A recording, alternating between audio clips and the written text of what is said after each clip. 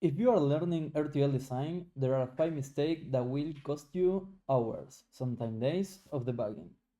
Not because they are hard to understand, but because they are invisible until they blow up in simulation or worse, in silicon.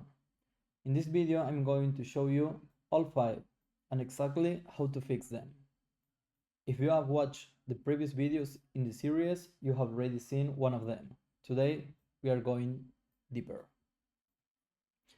The 5 mistakes. Number 1. Blocking assignments inside always underscore FF. Number 2. Infer latches. Number 3. Multiple drivers on the same signal. Number 4. Register without reset. Number 5. Using plain always instead of always underscore FF and always underscore comb.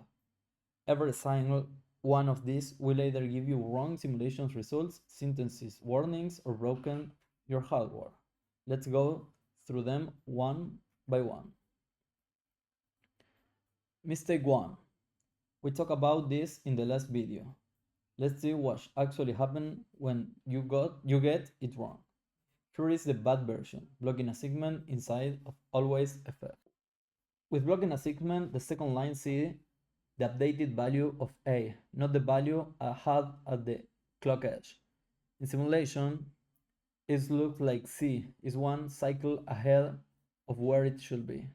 In hardware, the flip-flop always captures the value that was present before the clock edge. Blocking a segment break that model. The rule, always underscore FF, always use minus and equal, no exception. And well, here is the fix. Mistake number 2. This one is sneaky. The code looks fine. The simulations might be even passed, but synthesis tool generates hardware you didn't intend. It's called an infer latch, and it happens when your combinational logic doesn't cover all the possible conditions. When cell is 0, the tool has to hold the previous value of y. There is no other option. So, instead of synthesize a multiplexer, it synthesizes a latch, a level sensitive memory element. Latches are not inherently wrong, but in asynchronous design, you almost never want them. They cause timing problems and are nightmare to verify. The synthesis tool will warn you, but if you miss the warning, the hardware is broken. The fix: always provide a default segment at the top of the always comb. One line at the top and y equals 0, and the latch disappears. The tool infers a multiplexer instead. Mistake number 3. Multiple drivers. This one the tool catches immediately, but it's worth understanding why it's wrong. Multiple drivers means two always blocks are both trying to drive the same signal. Let's go to the code. The bad way to do it is we have to always underscore FF driving to the same signal. In simulation, we can see X and it goes directly to the other signals that this register is connected. X propagates and everything downstream depends on Q becomes X2. In synthesis, this is a hard error. The tool will refuse to continue. Okay, then the rule is one signal, one driver. Only one always block right to each signal. The fix is easy and is infer a multiplexer. Merge the logic into a single always block with the proper conditions. Mistake number 4. Register without reset. This mistake doesn't crash your simulation. It works fine on your desk. Then the chips come back from the Fab Lab and behaves randomly on power up. A register without reset has an undefined initial state. In simulation, it is usually X or 0. In real silicon, it could be anything. Here is the code. X plus 1 is still X and the counter never starts. Everything downstream inherits the X.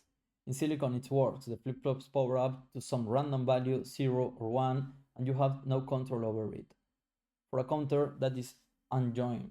For a state machine, in a protocol control, it's a failure. And the rule, every register needs a reset path, always. Add the asynchronous reset we covered in the video 2, or it could be asynchronous reset, and the pattern in the always is the same. Checks the reset first, then normal behavior. This is the fixed code. As we can see here is the asynchronous reset, count start in 0, and we have the else conditions, and the behave is a counter.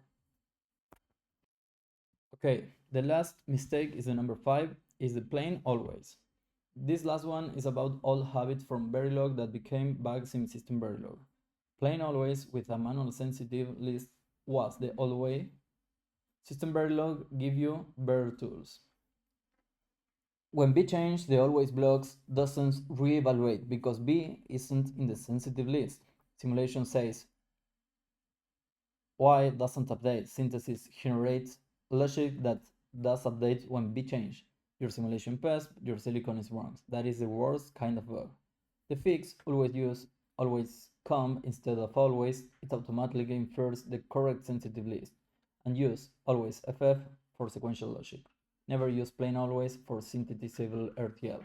Always come and always FF are not choose style. They protect your form and entire class of bug. Here is the correct way to implement this bitwise operation. The 5 rules, 1 card. Inside of always FF, use minus equal and never equal. In always comes, always add a default assignment. If you have one signal, you have one driver, and every register needs to be reset. Always FF and always come, never plain always. Print this, put it in touch your screen while you write RTL. These 5 rules will save you more debugging time than anything else I can teach you. That is the 5 mistakes. You now know what they look like, why they happen, and how to fix them. In the next video, we are back to the series. You will learn how to write a FSM and also how the computers add in binary.